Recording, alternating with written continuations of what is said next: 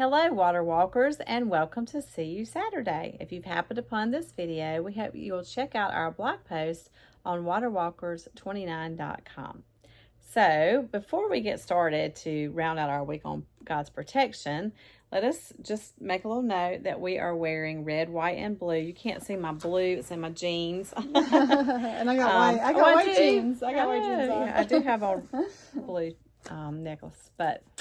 And I did wear my origami owl, red, white, and blue. Nice. So we are wearing this because we have someone that went to our school district where we both work and graduated from Carvers Bay High School and is now competing in the Olympics. And so today was her first preliminary qualification, and she did make it to the semifinals, which will be tomorrow. And so we have this little post that we are reminded to wear red, white, and blue as she's on this adventure for gold. Yes. So we're pulling for her. Her name is Melissa Jefferson. So y'all pull for Melissa on Saturday. And then again, she's competing on Wednesday, August 7th for a preliminary. So there you go. So, as we close out our week on, you're writing this week on God's protection, I had two reminders this week. One of them sits on my desk. It's an angel, and it says, His angels will guard you in all your ways.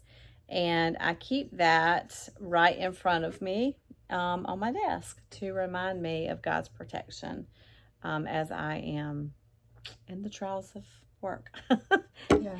And then as I previously spoke about this week, I have a little Jesus that a little girl that goes to our school put on my desk as a little surprise this week, and I have it now in my vision as I am working and thinking about I can be reminded of God's protection in my little Jesus. That is so cute.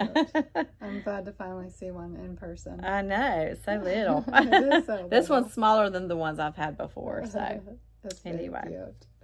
Well, I am also have an angel, and it reminds me of God's protection. This was given to me by a coworker when my dad was going through cancer, and it sits on my dresser, and it does say joy on it.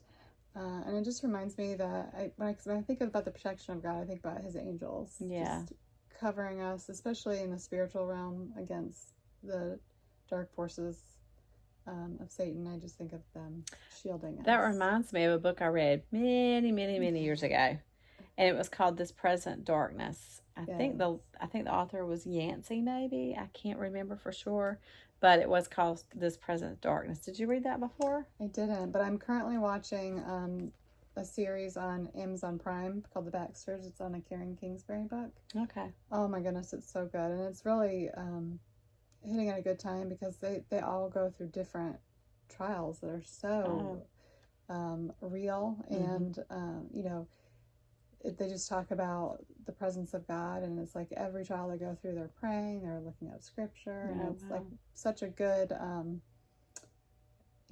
even though they're going through trials, it makes you feel good that they're relying on Him. Relying on Him, yeah. Well, that book is about the spiritual realm, and it really makes you visualize His angels, out there preventing things from happening and guarding us and protecting us and that kind of thing. So yes, nice. Well, that leads me to close with Psalm 91:4. He will cover you with His feathers, and under His wings you will find refuge. His faithfulness will be your shield and rampart. His faithfulness. I mean, He's so faithful. That's right. You have to keep leaning on Him for that protection and rely on Him. Right. So, looking forward to next week as Deborah will be sharing with us. So, now let's go walk on water.